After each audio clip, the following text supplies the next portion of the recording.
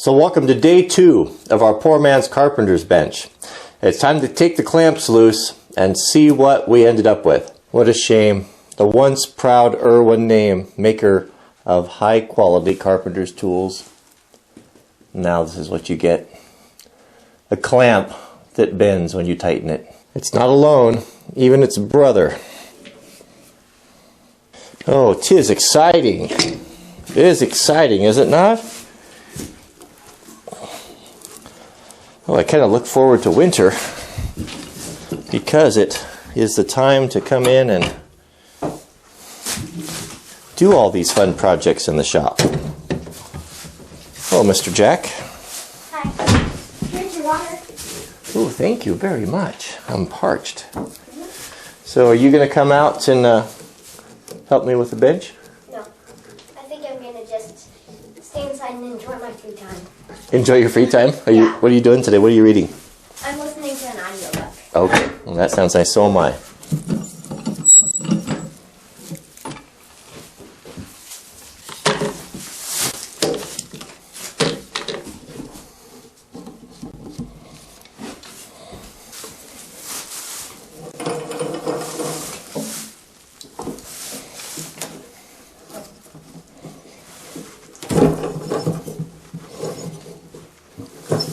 So let's see what we've got on the bottom side. The bottom side is what I'm going to plane first, and that's what we'll have to true and make sure we take out any twist that may be in it, because that's going to set upon the frame. It needs to be right. So I am a little disappointed of the tightness of the joints in some of these. You know, I just didn't have enough clamps. Maybe I should have used 2x4s with the clamps that I had, but you know what I'm going to do is I'm going to plane this down and see how it looks. If it's a problem, and if these things open up, especially on the top, I will scrap this and redo it. Redo it with 2x4s because I just can't get them quite tight enough with what I have. So before I start planing the bottom, I'll just take a chisel and knock off these little globs of glue.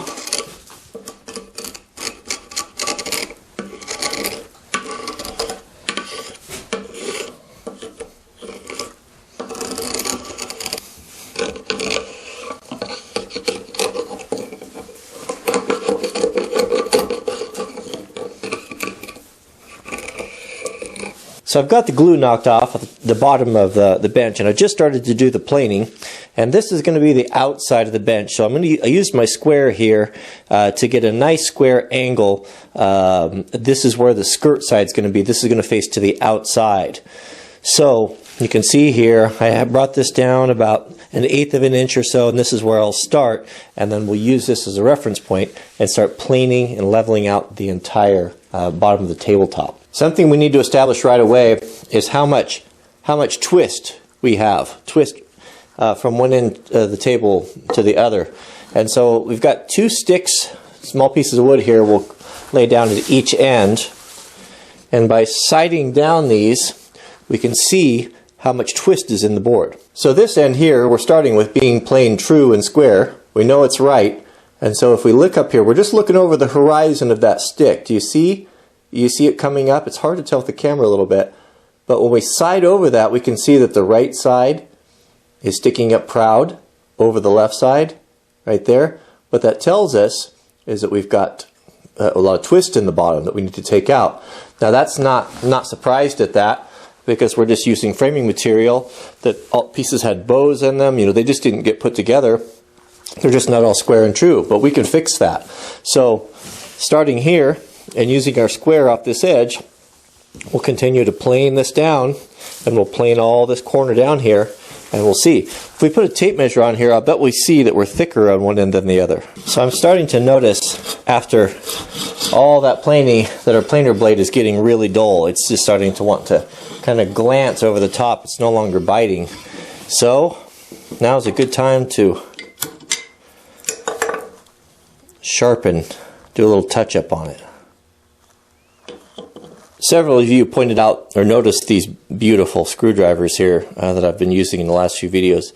These screwdrivers, a set of these were a gift to me from my friend and subscriber Declan in Ireland. He sent me the gold guinea saw that he found, and he sent me these wonderful screwdrivers. Footprint, Sheffield, England.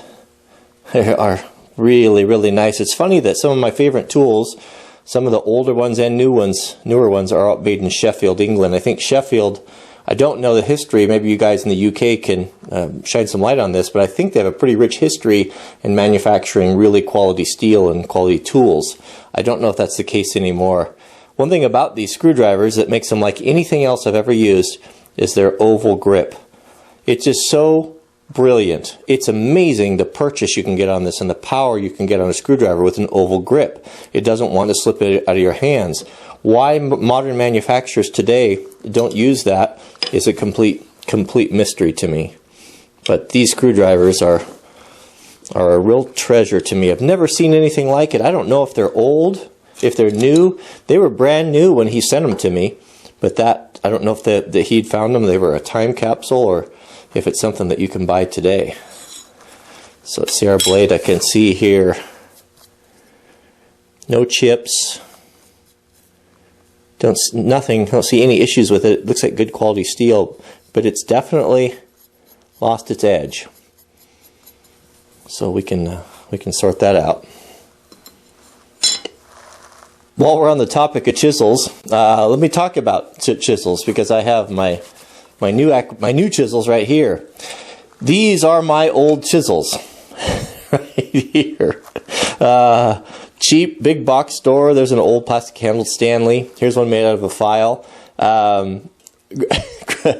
Growing up, how we sharpen chisels, how you sharpen chisels in the trade were 80 grit on a belt sander. Man, you put that on there and heat it up and grind that off there, and yeah, that was considered to be sharp. It just shows how far we've fallen in regards to tools and proper craftsmanship in the construction trades. What do you use a chisel for in modern practices anyway? You know, the only thing I would carry one in my tool belt and pound on the end of it with a waffle framing hammer to cut through a nail or something, but never used as a chisel was intended. So knowing that we're going to be needing chisels, we're going to be doing mortise and tenon work on the poor man's workbench, I thought it was time to invest in a proper set of chisels. So these chisels right here are really interesting. Just got them yesterday. They have been brought back, the Stanley 750 series. The Stanley 750 chisels, they made them a long time ago, so these are the socket chisels. These are replicas of those, and they've reintroduced them, and I'm really excited about that. These are not the best chisels you can get. You're really, like Nielsen, I think Nielsen makes some of the high-end chisels, $50, $60 a piece. Very, very fine chisels, and they come sharp. These, about $20 a piece. You can get these, I bought these on Amazon for the whole set for, what was it, $79, I believe. And I thought that was really good, $20 a piece. Good chisel, good chisel, made in Sheffield, England, and very nice. And just considered by a lot of craftsmen, this style right here to be a classic, one of the best Carpenter's chisels ever made. And so I think it's cool that they've reintroduced it in the Stanley, the Sweetheart line. Came with that nice case, really nice. So just to give you a little teaser there, there's a lot of work that will need to be done on these chisels. They'll need to be flattened. They're all coated with lacquer. That will all need to be stripped off. We'll need to put a proper edge on them, but we're not quite ready for chisels yet. But that will be coming. But just another little addition to the toolkit. 1/8 inch, quarter, 3/4, no, what is it? Quarter, yeah, quarter, half, 3/4, and 1 inch. They have a big set, but I think for me this will be just fine.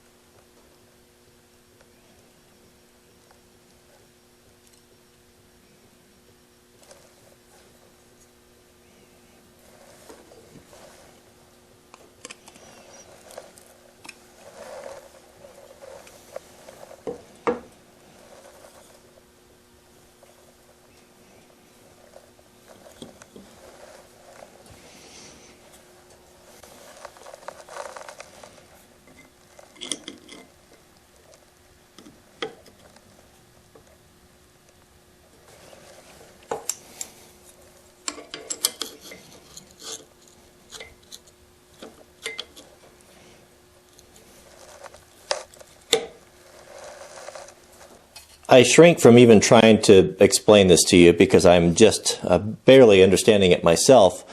But setting up a plane, you have a couple things you got to worry about. You got to set the depth, how deep it should be, and also how the blade tilts so it doesn't cut on one side more than the other. And from what I gather, the best way to do it is you put your plane on here and you hang over. We'll hang over on the right side and we'll run. We'll do kind of a demo here. We'll save this in our hand, and then we'll come over on the left side, doing about 1/2 inch, and we'll do the same thing. And we'll look at these these shavings and check them for thickness. And if they're both basically your uniform and they're the same thickness, it seems to me that our blade is set properly. So squaring from the outside here, I'm checking here for where my spots. What I found is I'm all high along this whole side. So I'm taking my pencil and I'm kind of just going through here and just marking and giving myself a little kind of a remembrance of where I'm high.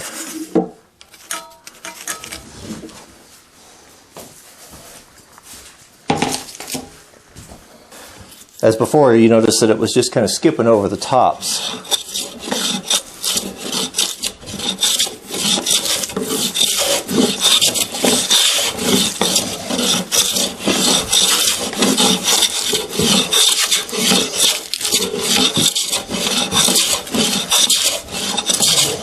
Yeah, that's maybe just a bit deep, but it's what a difference. What a difference.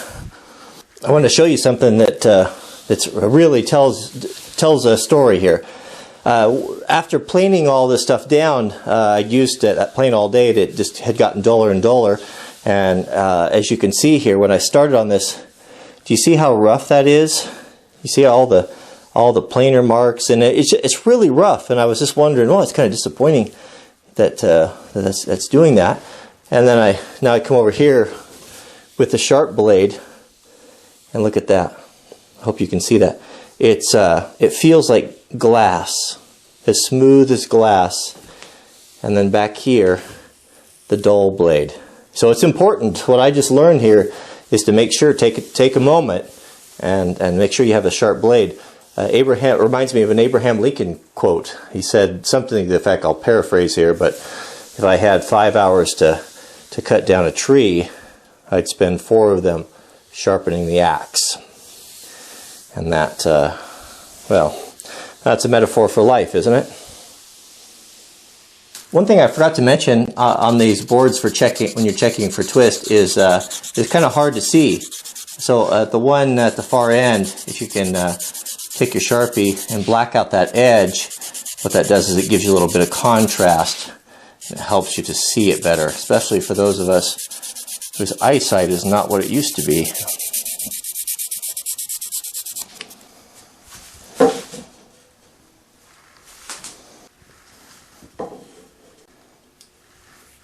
So as we come up over the horizon, we're getting really close. Do you see that? Remember that right side was really high.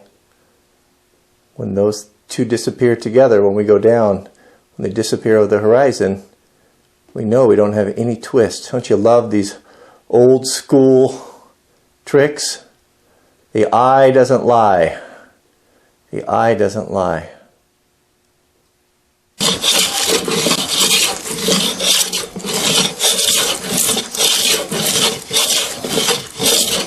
Wow, I really got that file for that plane dialed in now. What an experience it is.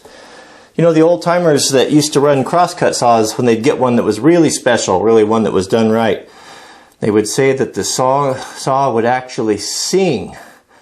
And I've heard that sound before, and it just gives you goose pimples, goose flesh on your neck. It just is such a beautiful thing. And I just have the slightest inkling of that working with this tool and a properly sharpened blade. And